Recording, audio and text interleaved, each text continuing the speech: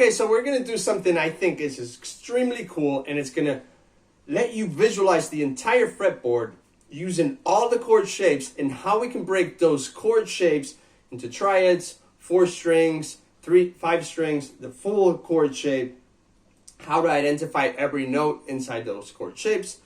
Amazing stuff. Okay, so we're gonna dive into my computer and I'll show you what we're gonna do. All right, so here we go. We have a fretboard and we have, remember, we're gonna do this. We're gonna do, just a second. I should have this prepared. There we go, okay? Remember I told you to create any major or minor chord, we use the first, the third, the first, the third, and the fifth notes of the major scale, okay? And if we wanted to play a minor chord, that third, we made it one fret towards the headstock. We flatted that third. Okay, so let's look, for example, let's start with the C shape. Okay, and let's run all through CAGED all across the neck, finding all the C chords with all the shapes, okay? Using CAGED, remember? So let's start with the major scale of C, which is A, B, C. Okay, I'm gonna lay down A, B, C, the major scale of C, okay? And we're gonna identify all those notes.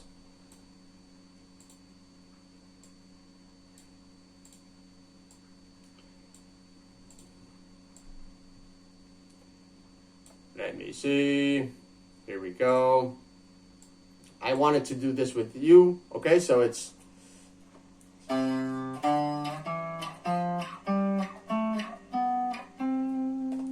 right. Huh. We're running out of space here.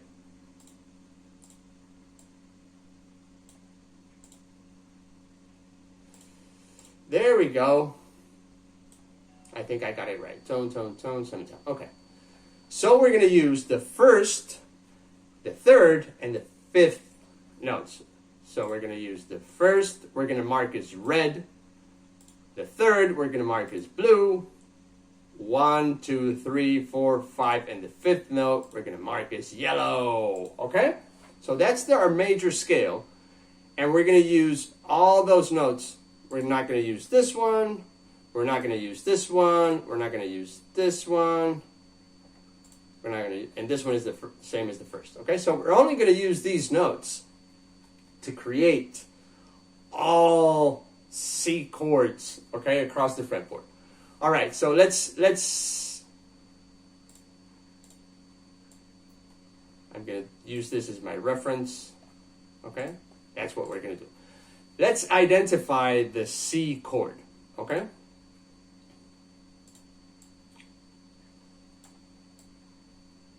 There we go. Let's look for all the notes we play in an open position, okay? We play that one. We play that one. We play that one. And now let's see if they are the first, the second, the first, the third. There we go. So you can see the C shape over here, right?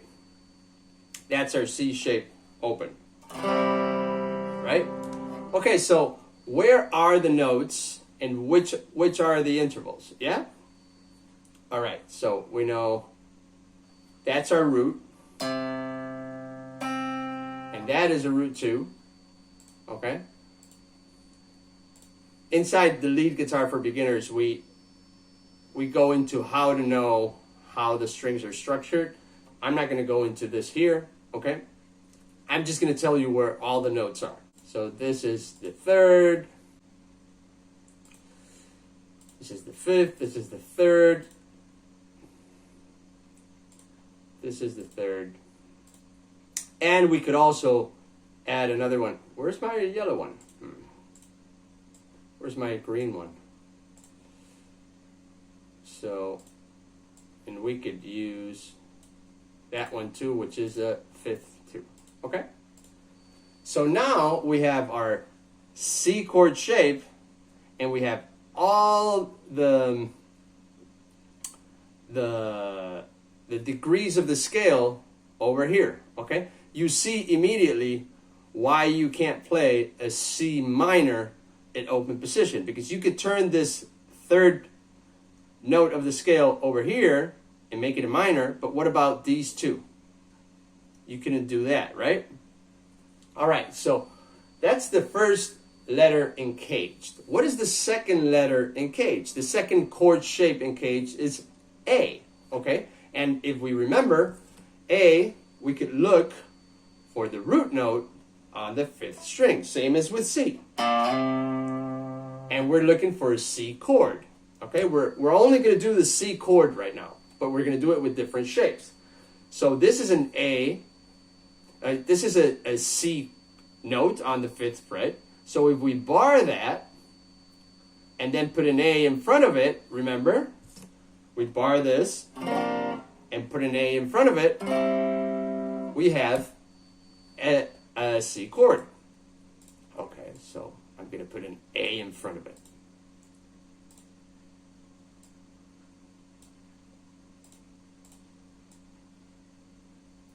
An A in front of it. Okay.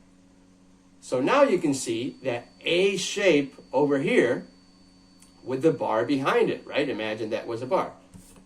This is my bar, and this is my A shape, right? So now let's identify which are the intervals for this. Remember,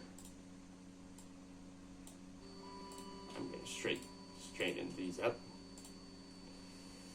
Tidy up. Nice. Okay.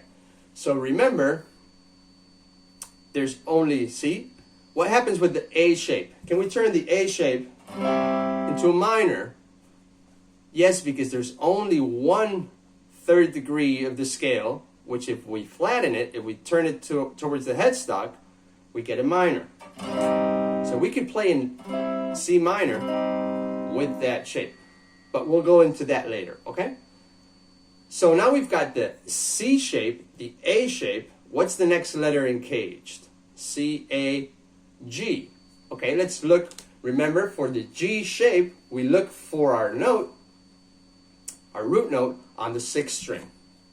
So E, F, G, A, B, C. And then we play a C, a G. So it's E, F, G, A, B, C. It'll be right here. Okay? And we complete the G shape. All right? So some people, see the G shape over here? Can you see that G shape right here with the bar behind it? See how cool that is? So I look from, that's a C chord using a G shape. Remember the difference between chords and shapes. I know it's confusing. It's like, wait, shape, chord, what are we doing? What's the next letter? Okay, we're using all the letters in CAGED, all the chord shapes in CAGED to play a C chord. Okay, so they're all different ways of playing a C chord. All right, so we know that we looked for our root note on our 6th string because we're using this a G shape. Okay, we already had this one from before. This one is a root note too, okay? So you can see again why there's no G minor chord shape in the open position. Because if we play a G, we can minorize this 3rd note, but not this one because it would be behind the net, right? All right, so just as a side note, there is another possibility right here. You can, because this one is a 5th degree of the scale, okay? All right, so here we have the G shape. What's the next letter in CAGED? C, A, G, E. Okay, where do we look for our E note? To create an E chord shape, where do we look for the note? On the 6th string, remember? So again, we're looking for the 6th string. That's a C note. We place a bar, which is this over here. That's a C note. We place a bar over here, and we create an E shape in front of it. An E major shape, okay? All right, so what are the degrees? I'm just gonna lay them down here. And you can see that for an E shape, we can minorize that shape because there's only, see that E shape over here?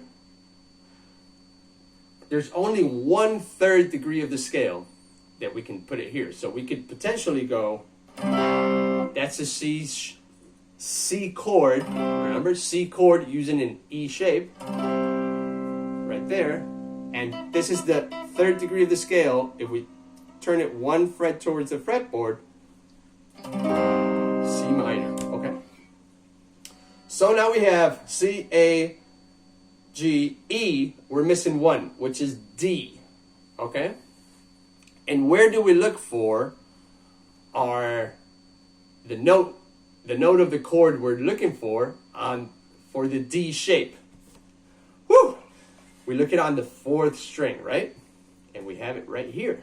And here's where our bar is going to go, and we place a D shape in front of it. So that's what I'm going to do. I'm going to create a D shape in front of that bar right here.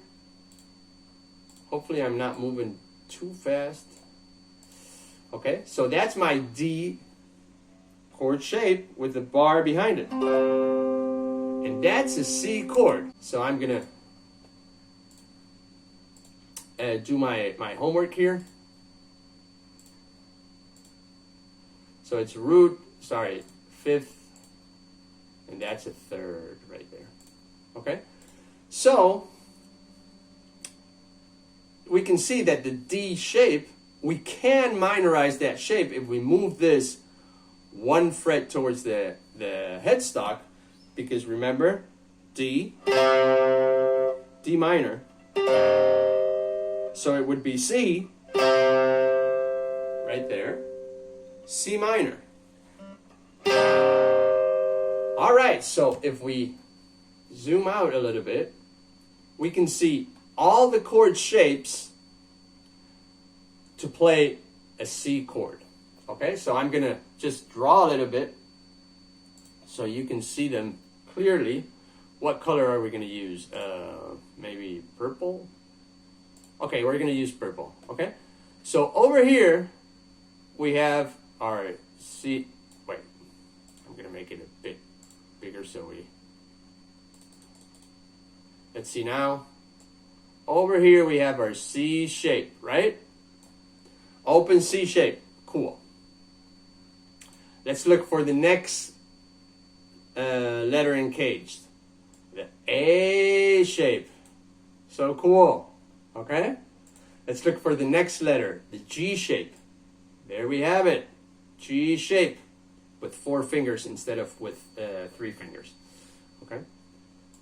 Let's look for the next letter, the E shape, CAGED. E shape right here. Wow. And let's look for the next letter, which is D. E, the D shape right here. So now we have all 5 shapes creating a C chord. Okay, so now we know how to play a C chord with all 5 shapes. Well, what if we want to play a D chord? Now that you know the pattern, now you just have to move it across the fretboard. For example, you know that from C to D, it's 2 frets. Well, just move this same pattern 2 frets, and you'll be able to play any D chord. Okay, A, B, C, D, E. 2 frets more. Move it 2 frets more, and you'll be able to play an E chord. Okay, F is 1 fret. 1 fret more. Any F chord, you'll be able to play with this. Okay? Same with G, 2 more frets. A, 2 more frets. Okay? That's the way it works. This pattern is the same every time. There's 5 chord shapes to play any chord. Okay, but what about triads? What you told us that we could play triads, or we could play three string chords and four string chords and five. We could decide. We would have freedom. Check this out. Let's say you want to play a C chord. Let's look for C chords inside this pattern. Okay, using CAGED. Let's focus on the three thinnest strings. This one, and this one. Okay. Now we know that to create a major chord, we need the first, the third, and the fifth degree of the scale, right? The first, the third, and the fifth notes of that major scale. So it's red, blue, yellow. Anytime we play red, blue, yellow in unison, for example, I'm playing these over here, right? Anytime we play red, blue, and yellow, in whatever order, we're playing a C chord, okay? All right. Now, what is, just a quick side note, because you might have heard inversions, okay? If you realize first, third, and fifth, okay? That's the natural flow of the scale, okay? But if you invert, okay?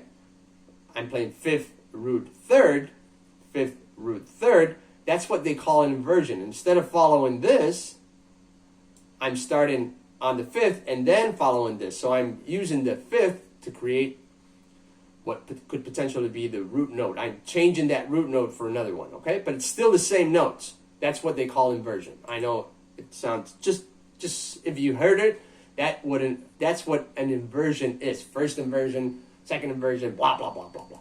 It's the same chord, okay? Same notes, just played in different orders. That's why they sound a little bit different. All right. So let's look for in the thinnest three strings for all the red, blue, yellow. So here we have one. Let's see. Red, blue, yellow. Oh, here we have another one. Right there. Red, blue, yellow. And here we have another one. So we have three triads we can play for a C chord. So that's one. Let's look for the next one. That's another one. And let's look for the next one. And that's another one. All those are C chords. Now you can see they sound a little bit different, right?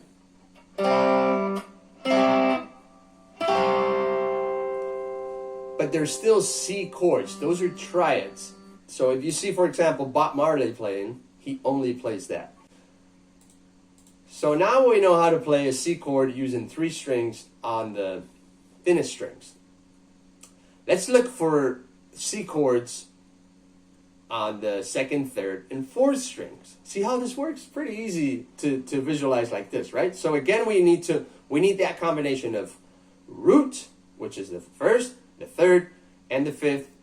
So we need red, blue, and yellow. So here we have red, we have yellow, and we have blue. So here we have one right over here. Let's look for another one. Red, blue, yellow. We have another one here. Okay. Red, blue, yellow. And we have another one right here. Pretty cool. Okay, let's see if that works. That's a C chord. Okay, now we have this. Okay, and now we have this. All of those are C chords using three strings. Right? I'm only using three strings. Okay, so that's pretty cool.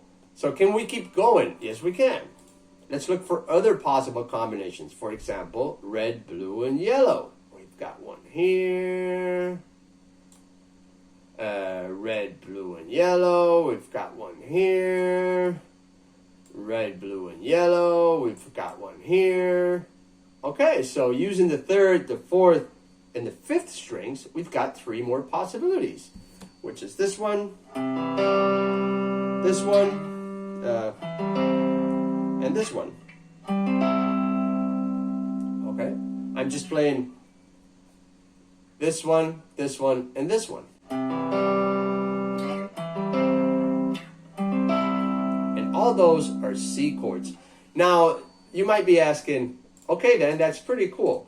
But what if I want to play all these 4 notes? It's still a C chord. So if I play this, for example, I'm playing this over here. I'm creating a mini bar on the thinnest of strings and just playing that. See how you don't need a full bar to play a C chord? Because you're playing the 3 notes, you can repeat any one of those notes. So you could potentially play, instead of 4 strings, you could play 5, right? Or you could play 6 strings, all right? Any combination of those 3 notes creates that chord. Okay, if you use 3 strings, it's called a triad. Okay, one final thing. Let's duplicate this page, and we're going to transform everything to minors, okay? So, just for the record, I'm going to do a flat 3, okay? And we're going to create the minor chords. Okay, these are not valid. So these are major chords now, but if we flat those, everything else stays the same. The only difference between a major and a minor chord is that 3rd note of the scale, of the major scale, becomes a 3 minus 1 fret. Okay, so we go here, we go here, we go here, we go here, and we go here. And now, let's see if we can identify chord shapes with these minor intervals, okay? So right here, I'm looking, I don't really see something that resonates with an open chord shape, remember? You almost got me there. All right, but here, I can see, let me see if I can get my draw tool again. Over here, I can see an A minor shape. Can you see it too? A minor shape. So we can use an A minor to create any minor chord. An A minor shape to create any minor chord. In this case, it's a C minor. Right? We had a C major, and we turn it into a minor.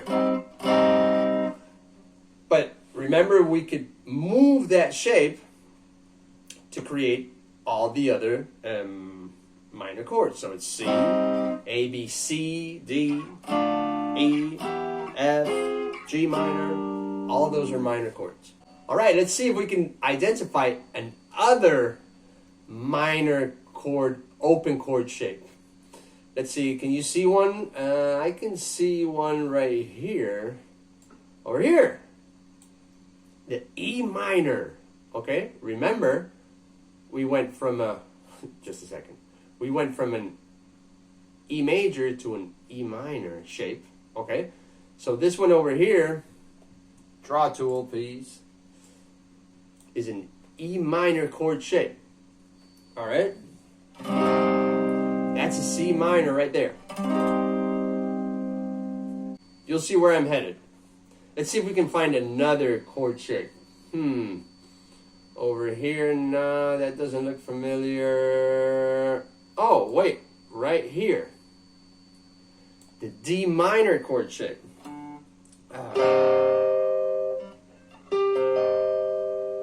So if we move it from here, D, E, F, G, A, B, C. Oh, see how we can move all of them? So with the minor chords, we really only have 1, 2, related to open chords, open chord shapes, 3 possible combinations. Obviously, we could play around with the C shape and with the G shape, but just, you don't need everything right now. you can just stick to A minor, E minor, and D minor and play a gazillion things. So, following that, let's look for possible combinations on the thinnest 3 strings. So, possible combinations would be the first, the third, and the 5th notes of that scale that we turned into minor, right? So here's one, I see. 1, 2, 3. Here's another. 1, 2, 3. Here's another. 1, 2, 3. And I don't see any more. Okay. Cool. So we've got 3 possible combinations, right? We've got this, and we've got this. All those are C minor chords using 3 strings. Let's go to the other pair of strings. Okay, so we've got this over here. That's a minor chord. We've got this over here using the A minor shape. We've got this over here. Pretty cool. So we've got 3 possible combinations. Okay. And here. All right. Pretty cool, isn't it? All right. Let's see what else we can find. Over here on the other set of strings. Over here we've got something. And over here we've got something. So again, 3 possible combinations. Let's try this one. Okay. And where was the other one? Yeah. That one over there. Some of them I don't use, that's why I'm not using. There we go. Some of them I don't use. So let's talk about the combinations I do use that are like super easy to use, right? This one is one I like a lot. It's super easy because if you go find your root here, you know it's here. And you can just use one finger to play any minor chord.